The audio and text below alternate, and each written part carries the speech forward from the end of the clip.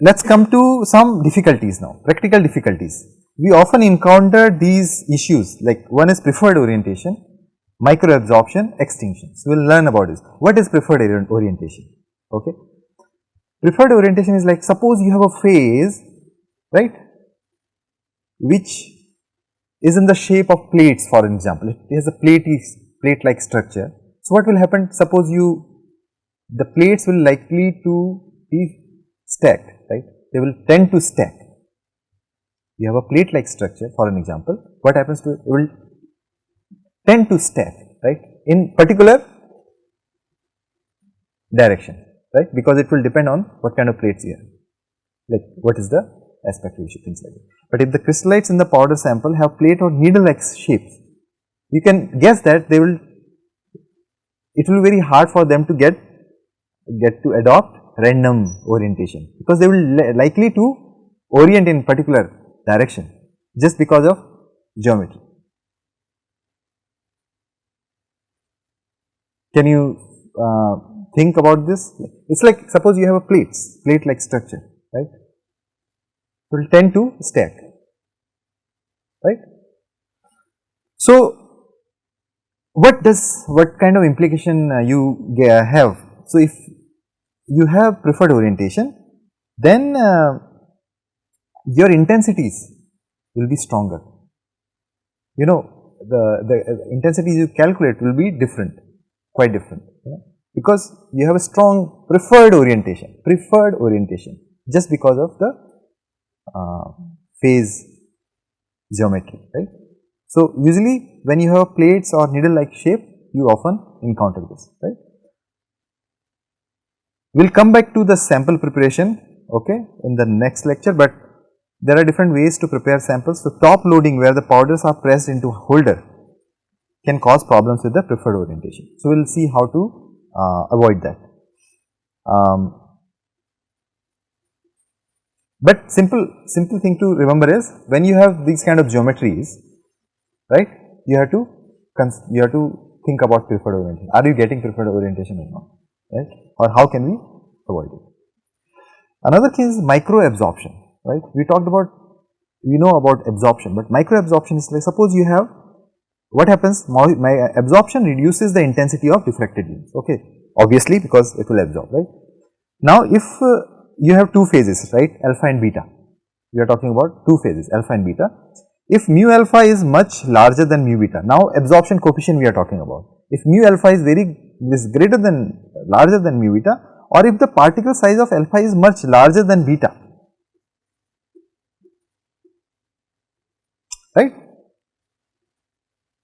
then the total intensity of beam diffracted by alpha crystals will be much less than calculated, right, because its absorption coefficient is quite high, right, in one case when the mu alpha is greater than mu beta, and if the particle size is bigger, then it will take time for because diffracted beam has to pass through, right. So, there will be lot of absorption that will affect the intensity, that is the idea. Since the effect of microabsorption in each diffracting alpha crystal is not included in the basic intensity equations, we have not considered that in our basic intensity equation. What is the absorption happening within your alpha crystals? So, we can see that when mu alpha is equal to mu beta, for an example, and the both phases have the same particle size, then you do not see this, okay, the microabsorption effect is negligible. So, what do we do? So, normally in powder sample, you have to grind powder, you have to make it really fine. That's why we say, anyway, we will come back to the sample preparation, but why do we grind samples? To avoid the microabsorption. One of the reasons is, you want to make sure you have very small sizes. So, if the size will be big, then you will have microabsorption, your intensity will reduce, okay. So, this is like a you have to do before analysis, so you have to make sure you have finely ground powder samples. Another thing we have to think about is extinction. Extinction means disappearance, right, extinction, right. So, this effect produces again reduction in the diffracted intensity as the crystal becomes nearly perfect. Extinction is absent for the ideally imperfect crystals. We always have some imperfections, right. So, any treatment, so which will make crystal more imperfect, imperfect means not perfect, right, will reduce extension, because then you get secondary diffraction. Okay. So, we are not going in detail, but simply idea is, again if you have a powder sample, should be ground as fine as possible to reduce the extinction. Okay. In perfect crystals, you will find extinction and some peaks will be missing. Okay.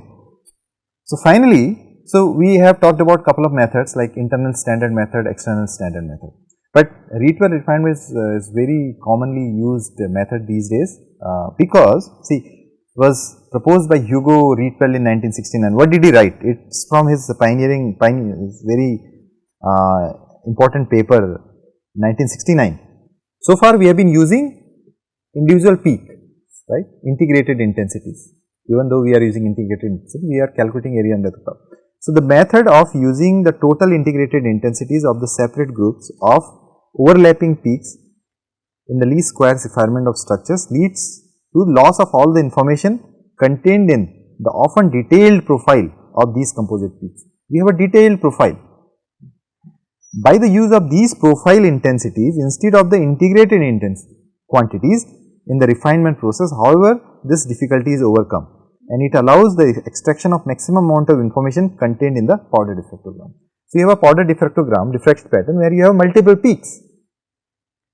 Why not to use the whole pattern? That is the idea, rather than looking at individual peaks. There are a lot of issues with that, right.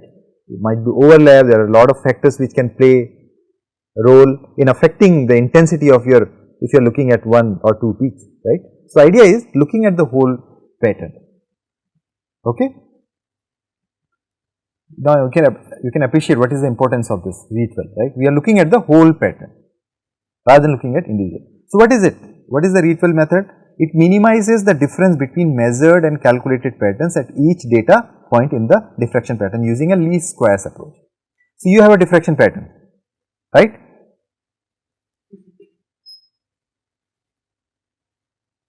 Simplified diffraction pattern.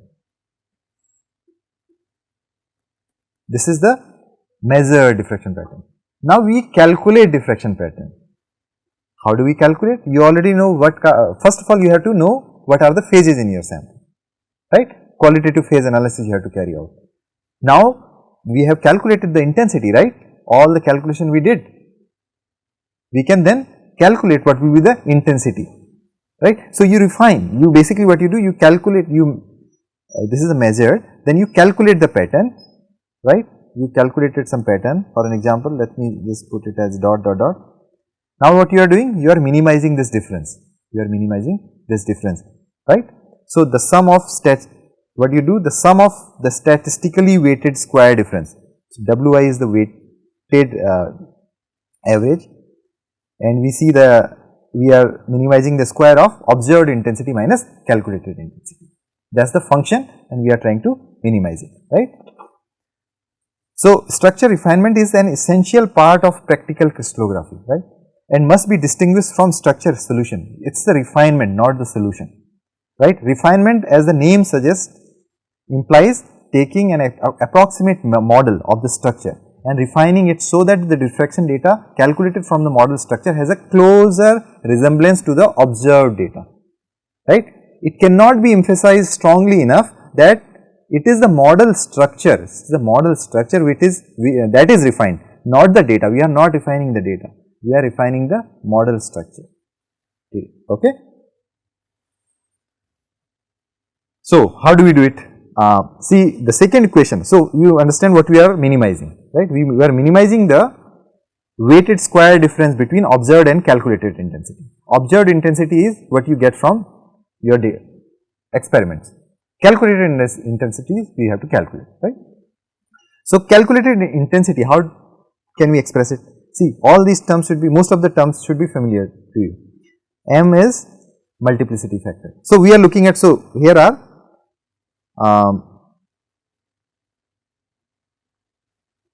see number of phases. This is okay, and this is number of peaks here. See what we are doing here. See, now you have multiple phases, and each phase will give you multiple peaks, right. So, to get the whole pattern, we have to sum it over all the peaks of one phase and then sum that over all the phases, right. So, for each phase, just look at this term first.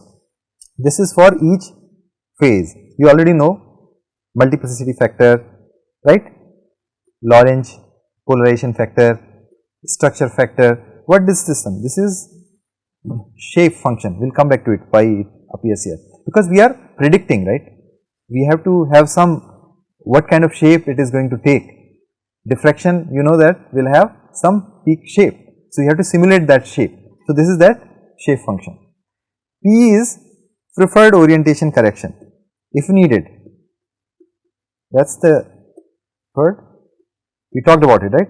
You may not need it cases, but in some cases you may need, okay, preferred orientation correction. And the background, you always have some background. So, you know the background, then you are adding this. What you, so now you have done it for one phase, you have to sum it over as j, right. So, this is a scaling factor, right. You have to scale it, scaling factor, sum it over n phases. So, this is your calculated intensity. Is it clear, most of the terms? So, idea is again we are trying to simulate the profile, okay, then compare it with the observed profile, then reduce the minimize the error. So, peak shape comes because that is we have to model it, right. So, how do we model the peak shape, right? You can use different functions. So, this is a simple example when you use Gaussian peak shape. So, we assume that the peak shape wherever you are getting the diffraction has this Gaussian distribution, right. So, this is the function here, right. You know that it has a typical Gaussian, you are familiar with the Gaussian function. So, e to the power, right, x minus mu over sigma, that is the form you must be familiar with, but similar form, right. So, you know all these here. So, 2 theta I here is the 2 theta value at ith profile point. We are looking at now one point, right, we are trying to simulate. So, 2 theta HKL is the center of the peak, right. H, capital H is the full width at half maximum, F W H M, okay, of the peak, and IHK is the total intensity. So, it is similar to the Gaussian function, we are just trying to use that function to fit this peak. This is one of the functions you use, but may not work. So, you have different functions, you can use Lorentz function also, okay, you can use Pearson function. Okay, only difference between Pearson's 7 function is it is to the power m of the Lorentz function. Okay, I am not going into detail. You refer to any elementary mathematics textbook, you will be able to find these functions.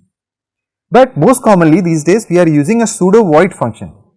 Okay, it is nothing but the combination of Gaussian and Lorentzian function. You see, it can be written as combination of, this is Lorentz, L is for Lorentz function, Lorentzian function, and Z for Gaussian function. So, you are doing nothing but simply combining these two just to get the better peak shape, right. Basically, if you look at the Gaussian will be something like this, if you say Lorentzian will be something like this. See the difference? But you can refer to any of the book. So, this is commonly used these days in Rietveld refinement, okay. So, again coming back to pseudo void, we said it is a combination of your Gaussian function and Lorentzian function, right. So, this is the term for Gaussian, right, this is the Lorentzian term, okay, and we have, right, gamma plus contribution wise, we are taking fractions, right. So, you see here some parameters, right. So, basically in Rietveld refinement you can refine these gamma 1, gamma 2, gamma 3 are refinable shape parameters. By refining these you can adjust the peak shape function, okay. Okay. So, now you know that how to simulate or how to model a peak, right. It could be a combination of Gaussian and Lorentzian in this case. Now the comes, sometimes you may have asymmetry also, right. Not all the time you will have a symmetric peak, you may have a something like this, right, possible. How do we address that? We have to address that also, right. So we can use the split function, can be used, split function. Then you say, okay, when you are here, see the peak width can be set, h is the FH full width, full width half maximum, okay. So h you know, so you can define it as, you know, when you have a, when you are in this regime, it is this much, when you are in this regime 2 theta, sorry, it should be greater than 0, okay. Split function, like, you know, whether you are in the left hand side or right hand side, you can define. So this can be used when you have asymmetric peaks, which you will be able to identify by looking at your reflection pattern. Okay. Now also we took care of the peak profile. Also important is to look at the peak width, okay. So basically we can use the Cagliotti this function hk, which depends on theta. So it won't be same at all angle, that is the point. You can't use a uniform, can't assume it will be uniform, okay. So this is called Cagliotti function, where u, v, w are the half width parameter and refinable. Again, you can refine these u, v, w. When you do quantitative analysis, you will see these u, v, w. Where do they come from? Because your peak width depends on this. So here is a plot, half width, you see h depends on your 2 theta angle. This is the scattering angle 2 theta, right? It is not constant, right? It is changing depending on theta. That expression is this, u tan square theta plus v tan theta plus w. So it depends where you are, to the power 1 by 2. Okay. So this simple formula also takes account of the peak broadening resulting from particle size effects and describes very adequately the experimentally observed variation of half width with scattering angle. Okay. So now we have all the information, we know how to model the peaks, right. So basically what we can write is now yi is the, we are calculating the intensity, right. We have a measured intensity, now idea is to calculate the intensity, then minimize the difference. So IHKL we already know, this expression we know, this is these are some constants based on the kind of function you have chosen, right. This again comes from the, this is like in this case you have a Gaussian function, you have used Gaussian function. It could be, I am just giving an example, it could be combination of Gaussian and Lorentzian function also, right. So yeah, so here you have familiar as a scale parameter, scale factor, it is the same as what we wrote earlier in the first slide, right. Multiplicity factor P, Lorentz factor, structure factor, right, and this Gaussian function, right, because you have to model the peak, and h is your full width half maximum, right. Okay. So basically what you are doing, we are minimizing this delta, okay. Again same term, we have expanded it, right, y observed minus this is the calculated intensity. I am just going over the basic principles, then we will see one example how do we do it, but this is the principle, right. So now all parameters are familiar to you, right, you know what function to use, if you have asymmetry how do we address it, and all other things we already know, right. This multiplicity factor it depends on the plane, right, lot of things. Lorentz function, it is dependent on your theta, we discussed that. Structure factor you already know how to calculate. Scaling factor is just takes into account the amount, right. If you have a mixture, you have to adjust the scale factor. Okay. So this is like a principle, right. Then how do we check if you have a good fit or not, right, that is the question, right. You have, suppose you are doing this refinement, how good is the fit, that is always, you know, everyone wants to answer that. how do you know that whether it will be a good fit or not? So, you do lot of things. So, when you can calculate the R expected, these are residuals, right. R expected can be calculated as this, it tells you about the data quality, what kind of data you have, right. So, N is your number of data points, P is the profile parameters, right.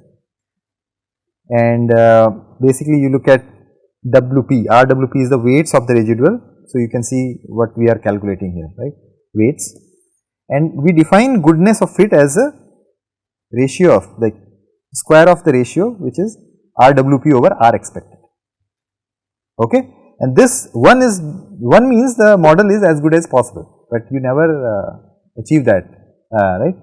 So, we want GOF less than 4, if you have a goodness of fit less than 4, that means you have a decent, but this is just numbers, I will just show here. Before you begin refinement, now this you can do using software, right. Before you begin refinement, we refine only a few parameters, right. See, if you refine too many parameters at the same time, then refinement will diverge, right? It will just blow up. See, in this case, what we see here, in this case the computer could begin shifting the peak position, intensity and width in order to fit the background, right. It does not know that, it wants to just minimize the error.